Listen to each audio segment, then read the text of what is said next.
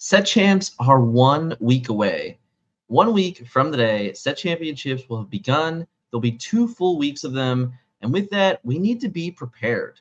And yeah, pun intended, that's a really good card in the metagame. But in all honesty, there are a lot of decks that you can choose and be successful with. In today's video for the meta report, we're going to be covering the 8 best decks as starting points for you to build and mold within your expected tournaments. Let's get into it. So the best decks in week 7 came in looking like this. There wasn't too many reported tournaments, but there were a couple very large tournaments reported. Ruby Amethyst standing tall again. Emerald Steel taking a little itty-bitty squeak over the next couple, which are Amber Steel, Ruby Sapphire, Sapphire Steel, and then finishing out the week with Amethyst Steel, Emerald Amethyst, and Ruby Amber. For the most part, this kind of matches where the overall metagame has been since the start of Into the Inklands, so there's nothing too shocking here. But what we really want to do is take a focus of really representing what these decks look like and what the biggest players in the game have been playing in the biggest tournaments in the game, and then even give you the ability to go and check out those creators, get a live look at what they have been doing, how they've been molding the deck, so you can get a better understanding. So if any of these decks really kind of reach out to you, then this is going to be a nice little, lead-in transition to going to checking out that video, learning more information from the particular player, at least to the best of my ability when I was trying to put together some of the more stock list that we've seen dancing around the Disney Lorcana metagame. So without further ado, let's get into the 8 deck list from today. A few weeks ago, Specimen took a top 16 finish in the Pixelborn tournament with nearly 300 players. This is an Emerald Steel list, and for a couple weeks, we honestly did not see a ton of success out of Emerald Steel. Specimen kind of spent a lot of time on stream. If you haven't yet, you can check him out on Twitch. Also has a YouTube channel. Almost daily content featuring gameplay in most cases. And this is the deck that he brought to the tournament. And it was one of 3 decks that, made it in the top 16 and top 8 and was a very, very successful kind of return event for Emerald Steel. And I do believe that Speci had a lot to do with that. He was really putting a focus on Emerald Steel, really tuning the deck, playing the deck, getting it to work into his favor, really trying to understand this list and the matchups in order to really get across that finish line for this particular list that started very strong within the Lorcana metagame and then fall off in a really big way, in all honesty. I said last week on the meta report for the top 4 deck that I think that this deck is still trying to finish out. I believe this list is probably really close to like a 53 or 54 card deck. And when you look at this and you go, hey, do I really need these Robin Hoods? It's definitely a different type of card, but if the metagame shifts back to playing more Along Came Zeus, then I think the Robin Hood is like really just not the card that you want. The other thing here that stands out to me is the Babooms. We're not playing our own Zeus. We're leaning on other songs, which is fine, but a card like Baboom still kind of feels like a real big flex spot to me. So if I were looking to make changes to this automatically to try out other cards, the first 5 cards I would cut would be the 3 Robin Hoods and the 2 Babooms, just to try and give yourself maybe a little more flex, or just to really mesh out and try different cards that you might be looking forward to with the final week leading up to set champs. Shout out to Speci. Again, check him out on YouTube, check him out on Twitch. Pretty consistent streamer, to be honest, and definitely a good place to find a consistent level of content from the Lorcana fan base right now. Sapphire Steel has really been dominating the hardcore ladder. Every time I'm talking to the team that are consistently playing on hardcore ladder, they're basically always saying that at the very tip top, we have some version of Sapphire Steel. This is Zephas, who does not have a current video out on this. There are plenty of different content creators that have talked about this list at length. On the Podcana podcast, Moyen was on there discussing it. You can find it in other avenues as well, but this is definitely a list that has found its home, has been successful over the last several weeks. I do believe it's one of the more difficult lists to play within the Lorcana metagame. I also believe it's one of the most flexible decks. I think there's a ton of interchangeability in this list. And we've seen it develop over and over and over again, honestly, since the very beginning. We kind of had an idea that this deck was one of the better decks at the end of the rise of the Floodborn metagame. And feels like this deck was missing most was Lucky Dime. The moment Lucky Dime got added to this list, it really started taking over tournaments. And while it's not a deck that was always played in high numbers, it was a deck that was consistently finding success from good players in tournaments because they understood the lines, they understood the matchups, they understood the best way to, accurately play a whole new world, which I think comes a very, very long way. I do think that this deck, again, is consistently evolving, consistently growing, and this version of this list might look really great for this weekend, but from the results of the upcoming weekend, from the next Pixelborn tournament being hosted this weekend, from SCG Atlanta also being hosted this weekend, we may get even more new information to finally work and really mold this final list into what it needs to be for set championships. But I do think that Zephyr plays a ton of games. He's, always streaming on Twitch. He can every now and then you do catch a YouTube video from him. They have been less and less this year, sadly. I'm a big fan of his content, so not having the storytelling aspects for his gameplay has been a bit of a miss for me. But hey, it's nice to see that Zeph is still building in, still playing the games. I also believe he just missed top 16. I think he really only needed a 1-1 split to get into top 16 of the last Pixelborn tournament, and ended up getting O2'd and missing out on top 16, sadly. So this is definitely a list that Zeph has been consistently working on, and I definitely expect it to be one of the better decks come Set Champs weekend. So definitely a deck that if you're not going to play this deck, you definitely need to understand that this deck will be a force to be reckoned with over the next few weeks, and I would do my damnedest to try and find a way to test play against this deck at the very, very least. Bananable finished in the top 8 last weekend with Ruby Sapphire Ramp. This is the exact same list that I talked about last weekend.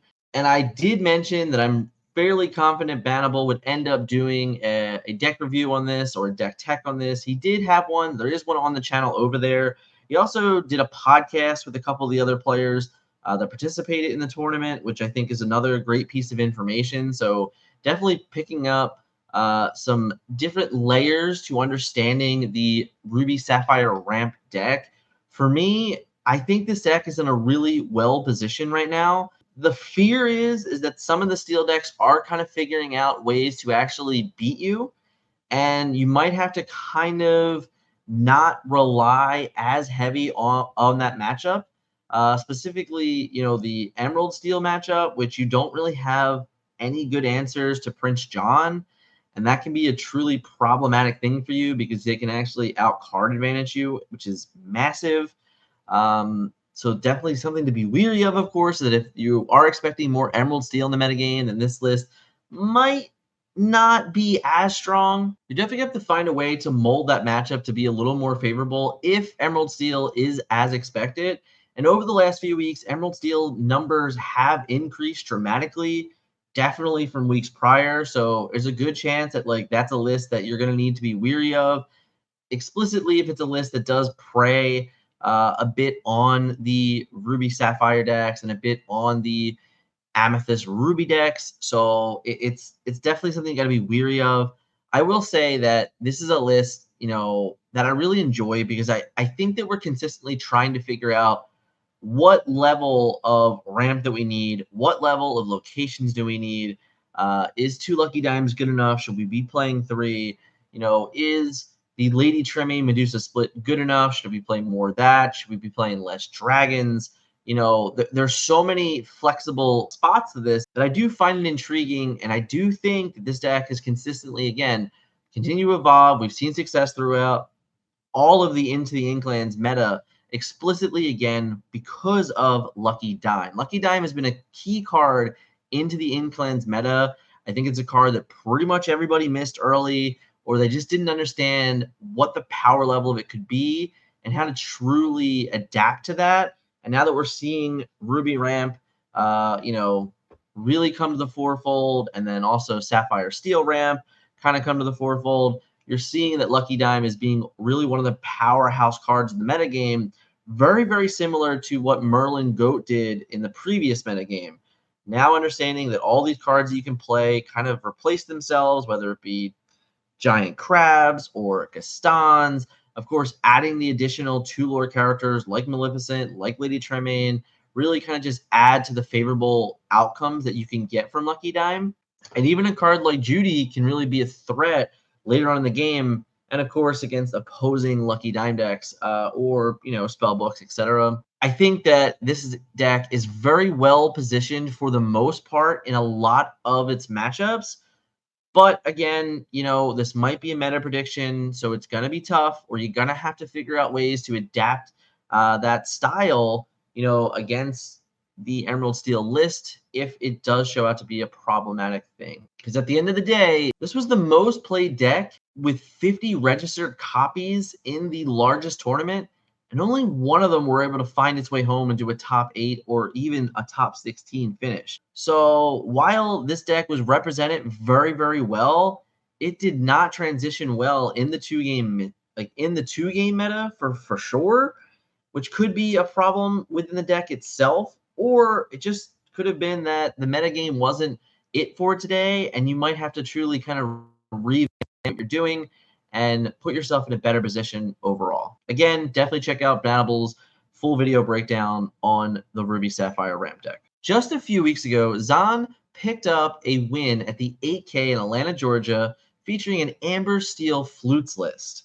More recently, he's been very active on social media and in his Club Lorcana Discord discussing the Pride Lands Amber Steel list. He's also now started a YouTube channel, or I should say reinvigorated an old YouTube channel for Disney Lorcana, showcasing his gameplay that he's been working on. So you can definitely, again, go see Zahn talk through his plays, talk through his decisions, and you can see why and how this deck is performing well at top tier levels. I think Pride Lands is a card that people tried early. Maybe it failed, maybe it fell off, and then we kind of all forgot about it. But understanding that it's in some ways a flute and a lantern built into the same exact card definitely makes it an interesting choice. And if your opponent can't answer it early, or really isn't effectively answering it early, you get some additional value out of it in some very big ways.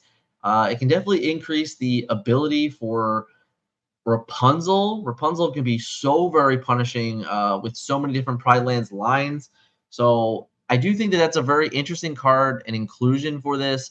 I do think it's meta dependent. I think right now Pride Lands has looked good the last few weeks. Will that remain true is kind of up for debate. But Zahn has been putting in a ton of work with this list, putting out a ton of content about it, and I definitely think if you're interested in this type of gameplay and the whole new world Amber Steel songs, look, then I think that this is a version of the deck that you should definitely pick up, definitely try out. And if you haven't yet, check out Zahn's YouTube channel and kind of learn from him as he goes through his gameplay tips. So as you can see here, just last week we had the full breakdown and we had Ruby Amethyst, which is still towering over top. And we didn't even talk about Ruby Amethyst yet because while it's on top, it's been on top for a while, but these other decks are still very much, if we remove the tower and skyscraper of Ruby Amethyst, all the other decks are kind of on the same playing field. They're not much higher in success rate than the others. Obviously, some of these have more win rates overall than the others. But then again, some of these also have the less played decks in general across registered tournaments. So because of that, I wanted to showcase that again, is that, yes, Ruby Amethyst is standing tall in the skyscraper manner, but, it doesn't mean we should neglect these other things. And it definitely doesn't mean that any of these other in combinations can truly be successful come set championships next weekend, which is why, I really wanted to go in, deliver this information to you, show you even another outlet. I know YouTube is a big place. Maybe we're not using it to our best of our ability, but there's Twitch, there's YouTube. All of these different creators that I'm showcasing are consistently active, in the Lorcana world. And I think that that's important. It's a good resource to find that if you really want to hone in on a specific list, then hopefully this is kind of helping you and pointing you in the direction to find that content creator. Because I'm definitely all about community and trying to spread that love and give everybody, rise everyone up here. There's a lot of really great content creators for this game. A lot of people that are really hustling and focusing on the competitive side of the game. And I think that sometimes we should definitely be shouting out each other a little bit more when it is applicable. And I believe that this is a perfect week. That is, we're going into the final and official start and release of Ravensburger official organized play because of set championships. No greater time to go and find yourself another content creator to latch on to, specifically in a realm or a world that they are focusing on a deck that you want to focus on. Let's get into the rest of the decks. Zach Bivens, just a few weeks ago, also was able to top 4 with this budget deck. Once upon a time, this was a $60 deck. It's actually up to a $100 deck now. This is another list that over the course of time has really shown its worth and really punished certain lines and play styles of deck, creators that kind of just decided, hey, I'm going to ignore aggro this week. And if I ignore aggro this week, then this deck is so prime for the pickings. I mean, this deck will absolutely crush so many opponents that do not respect it. Your Amber Steel players in some lists, if we go back to that list just a few seconds ago, you can see there's only one Grab Your Swords in this deck. In a world where opponents are only playing one Grab Your Swords, decks with Maleficent and Pinocchios get a little bit better for sure, because that means there's just one less card that can wipe you later on in the game when you're like, hey, for 3 resources, here's 5 lore, and if you don't have your Grab Your Swords, then I get to punish you for only playing one of them. Adding additional cards like the Prince. We've seen this from the past where the Prince comes in and it's really powerful. And it's definitely powerful if there ironically is less Ruby Amethyst in the field. All the steel decks have a way more problematic time dealing with the Prince. They just don't have a very effective answer to the resist 2. So he comes in huge in all of those matchups. Adding on a spell book is another way to gain lore outside of combat. Seeing the return of Arthur is a huge step in the right direction for me. I love that card. I love being able to see that card and punish players for not respecting that card. So there's a ton here going on that in a certain local metagame, if you know what people are doing and you think that they're not going to respect this type of deck, this is a wonderful rogue deck to come in and just sweep a set championships. Maybe you can't win with this deck per se, but there is a very good chance that you can get yourself into a top 4 in these set champs just by catching people off guard, or at the very least get yourself into a top 8 and give yourself a coin flip chance to getting a top 4 and picking up a Stitch, and then, even to a greater coin flip of getting yourself a playmat as well. I do think that this deck is very under the radar. I think that it's definitely flexible. There's definitely things that you can modify with this list. If you want to alter it here or there, you want to mess with those song numbers, you want to mess with the befuddle numbers, like there are definitely ways to modify this list further and grow it even further. And again, Zach Bivens, also on YouTube, has a wonderful channel. Definitely look him up, check him out. Great person in the community. And I think that this is just another way and another avenue that you can approach set championships with for sure. Ruby Amethyst, this is our first deck that we're revealing that I don't think is like a true content creator deck. I think it's funny because Ruby Amethyst is a deck that, is so good. It's so skyscrapery. And in all honesty, when you really look up the content, there isn't a whole lot of content really focused on Ruby Amethyst because I guess it's not a niche thing to do, in terms of a content creation, since it's so successful. We always have to talk about it anyway, that it's hard to just focus in on it for one particular player, a particular person. Explicitly, while I've interviewed George a couple weeks ago, who won the 5K at SCG Philly, and we've talked to other players that are kind of in that same vein. Again, it just feels like there's not like hey, this is a Ruby Amethyst player only. That's a full-time content creator, so I can't really point you in that direction, other than pointing you to the conversation I had with George a few weeks ago. Very similar to the conversation I had with Zahn a few weeks ago. Those interviews are on the channel, so if you're looking to get that one-on-one conversation type thing and get a little more information about the list, then I think you can do that. But for now, let's talk about this list that was very successful this past weekend in a really large tournament. So Matthew here took top 4 in a 290 player event in France. This is a deck that, again, we've seen it consistently evolve now, making decisions, making choices, splitting the Medusas, splitting the Tremaines, going all in with 4 Mini Mouses. I think I probably have played this deck more than any other deck, since the Rise of the Floodborn metagame. I've had my own success with this deck in tournaments, finishing in multiple top 16s in very large tournaments.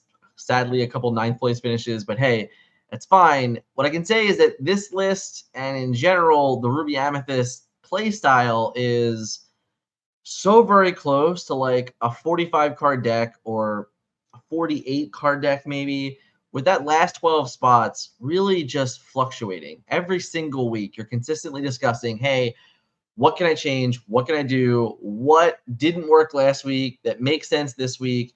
Mini Mouses are definitely that number. I think Lady Tremaines are definitely that number. Castles are definitely in that number.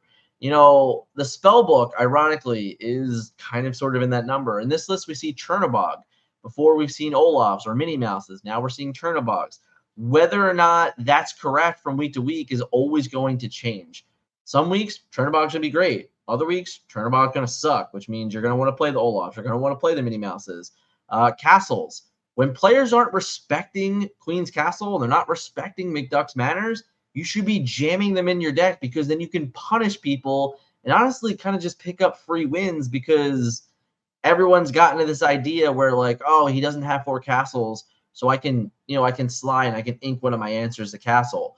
Or there's less Rise of the Titans index. Great. There's less Maui's Fishhooks index. Great. All of those things that people were so focused on playing early, they might not be playing now. And since they're not playing them now, it actually makes those cards good and playable again, because your opponent isn't, they're not respecting them. I think that's the key thing about Ruby Amethyst in general, is that you will always have this layer of options. And that's the scary thing, is when you sit down across from your opponent, you have no idea what his 60 card option is. And you have to kind of sort of in a way respect everything that this deck can be doing. What I will say about this deck and how I truly feel about it right now is that most of the decks that I have focused on to start this all do a lot of things that are incredibly unfair, and they can just punish opponents in so many different ways, where Ruby Amethyst ends up being probably the most fair deck on this list. It truly is. Like it's just an incredibly good cantrip character deck that has good Ruby endgame removal, the kind of like oh shit button in Be Prepared, which like isn't even that good anymore. Ironically, I understand people are crazy about it, but oftentimes in mirror matches or like Sapphire Ruby matches, if you're forced into playing Be Prepared first, you're kind of just behind again. Like you need to find a way to get through a game without needing Be Prepared or playing Be Prepared when you're behind. You actually have to awkwardly be able to like successfully play Be Prepared and then follow up, and then your opponent not have the Medusa or not have the Lady Tremaine to punish you further. It's a really, really weird card in the metagame right now, where I believe it's a necessary evil, but in most cases it feels awful to play it against the majority of the decks in the game. So we'll have to see how this one develops. I will say, for me, it will not shock me if there's a successful Ruby Amethyst deck in the coming weeks that like actually removes Be Prepared from the list. Just saying. Maybe I'm crazy, maybe I'm wrong, but I think there's a world where that card has to be respected at all times, and you can maybe just use it to your advantage, in all honesty. We'll see how it goes. Artifacts a few weeks ago took a 2nd place finish in the Pixelborn tournament with this particular list. And this is another player that over the course of the Into the Inklands metagame, I have consistently seen his name come up. He has been active everywhere. He's been successful everywhere. And he's a aggro-minded player, really just picking up a plethora amount of wins. What I will also say is that this past weekend, a version of this deck was able to successfully win a 290 player event in France. I'm not positive if it's a complete replica of this list, but it definitely was incredibly similar. And that's just showcasing the power of this deck. In a 300-person Pixelborn tournament, this finished second place. In a 290-player paper tournament in France, it finished first place. So this deck is very well positioned in the metagame, kind of for that similar reason of the Zach Bibbins list a few moments ago, where if your opponent's not respecting what you can do, you can truly punish them. And that's a huge difference right now when the metagame is so wide and the control decks have to really pick their battles. They have to say, hey, do I want to beat aggro? All right, maybe I'm just going to say aggro doesn't exist. It can't hurt me. And if I do that, you make yourself significantly weaker to aggro decks. And then if you go, all right, I'm going to overcommit to aggro decks, that means you're making yourself weaker in your control mirrors or your mid-range, matchups. So because of that, that's why you're seeing 8 decks. Like that's why you can bring any one of these decks and find a way to win a set championships, pick up that champion playmat, pick up that Rockstar Stich Enchanted, and just go home as happy as can be, because any of these decks have already proven their worth. They're all so very powerful. They're all so very good that really all it takes is for you to take one of the list, take the information that's out there to make yourself just overall better at understanding the process of the list, play a million games this week, and really just bang out as much as possible information and gameplay, get your reps in, and then just go and win tournaments. This deck is a deck that has consistently punished opponents for not respecting it. And honestly, sometimes even if they do respect it, how much are they really putting in their list, to really, really punish the potential lines for this deck? Very, very straightforward. That I do think this list does have some intricate turns, and it does have some, next level layers to it, which I do think that why you're only seeing specific players being truly successful at the top tier levels. And it's why you're not seeing like 4 or 5 of these in top 8s or top 16s, because aggro is a very unforgiving play style in Disney Lorcana, because most of the time, if you make the wrong mistake early, you can't get to 20 lore, and it doesn't matter if you get to 18. It doesn't matter if you get to 19. You have to be able to get to 20 lore. So that's kind of what I'm getting at here. But the good news for you is that, Artifacts does stream these tournaments. He has been putting his tournament streams on YouTube. You can go back, you can watch, you can understand his theory, understand his gameplay, see the decisions he's making. If you're playing this deck in a world of steel, you got to understand how to win those steel matchups. It can't always just be dodge my steel matchup. That's all I'm saying. So let's get in the next one.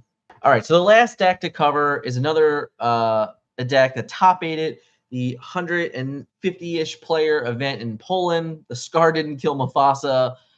This is another list that has been one of the most consistent decks in Lorcana in terms of successful transitions to top 8s and top 16s and things like that in bigger tournaments. And we've seen the deck kind of consistently evolve and be this toolbox for Mufasa and the playstyle. I've talked about this deck over and over again the last couple of weeks and the decisions that go into it. This particular list is finding a way to respect aggro and playing Teeth and Ambitions, which isn't always a deck, or isn't always a card that we see, but with Prince Eric, with Hydras, it gives you a little more layers to that. Going to 3 Tremaines now and 2 Mana Medusas is a nice decision. Seeing kind of Rockstar Stich being back in the fourfold as just a 3 lore character that you definitely don't hate. Seeing off the top, 4 Maleficence is living the dream. The Chernobog, I don't know, I get it, but I don't get it. It seems kind of trolly to me, but it does. I am hearing that it's been very good in multiple different decks, so maybe I'm just kind of leaving my first impression of Chernobog on too hard and not really respecting the opportunity that he may be like good enough in the format again. Hard to say, but I can say that like if Chernobog is good in the format, then cards like Dragonfire just immediately come back, and you end up spending a bunch of resources on him most cases, he's one of the last cards you're playing, but he's also a great and gigantic Rapunzel target. So, hey, maybe I'm just, again, holding on the first impressions of like not really liking him. Maybe it's his time to shine. We'll have to see in the coming weeks if that remains true. But all in all, this is another deck that just consistently shows up. It's been in top 8, it's been in top 4s, top 16s, all those things. This is another deck that if you're really looking for it, you can definitely play it. But it's also a deck that sadly there is some content out there for it. You can learn some things, you can get the information, but it's not like it's not a focus point again. I think this is like the most rogue deck of all of them, in all honesty, where this is like, I don't know, this might be like a 40 card deck, and the last 20 cards can be so interchangeable and so different because of the amount of choices that you actually have for it. That's kind of where I'm at with this list. I feel like every day I look at it, it changes 10 cards, especially some of the team decks that we've been developing since SCG Philly till now. So many changes, and it's hard to keep up sometimes, in all honesty, because every single week you might find a better card for the particular list. So there you have it, 8 decks right around the corner. We are 1 week from set championships. I'm excited. I'm going to be playing in a set championship Friday night in Minnesota. That's right. I'm traveling all the way to Minnesota next week for the 5K extravaganza being held at the FFG Center. I'm very excited to be a part of that weekend, be a part of the Minnesota community, and really just get to play in set championships with 2 very different communities. Being able to play there for a few days is going to be really great. Come home, play the second week in the Philadelphia area. I'm very, very excited for this. I think it's great. I think we're in a very, very interesting metagame. 8 playable decks. Like I tried to really make this video and say, all right, I'm going to do 5. I don't think 5 does it justice. I really genuinely think that any of these 8 decks or 8 concepts, and honestly, even the Amethyst Steel deck, I only showed you the budget aggro deck. Like, that deck can still be played with Jafar and be successful. We've seen it time and time again. It can also just be played as a control deck without Jafar and be successful. So those things can happen. We haven't really seen location decks kind of be successful recently, but when things like that happen and hooks get taken out and Rise of the Titans get taken out, well, locations might be really good again because they might punish opponents for not respecting them again. So you might see, the McDuck's Manors and the RLS Legacies come back. You might see 4 Queen's Castles come back. Hell, you might see Jim Hawkins come back, because if players aren't going to respect the locations, then you can really punish those. If Steel is really good in the metagame and they're not playing Rise of the Titans, and they're not playing 4 Zeus, which maybe they are, maybe they have to, but if they're not going to, then locations are very good again. And those are things that I would be really considering going into set champs. I would definitely be testing out these theories of saying, hey, maybe in week 2 this card was good and we got to a point where the metagame answered it. But now we're so far into that metagame that we're getting to that point where, hey, these cards that people were playing, that got respected, that got answered, that are no longer being respected, it might be time. Might be time to put them back in your deck, sleeve them up, and punish opponents for not respecting them. Because at the end of the day, when you build a deck, you cannot, there's no deck in the game that says I can beat everything consistently every single game, or I can just play, or I guess you can play 66 cards and just win. But hey, not everyone can do that. Not everyone can be that fortunate. And in most cases, we have to make a decision and just kind of, my biggest motto in most games that I play is pick what I lose to.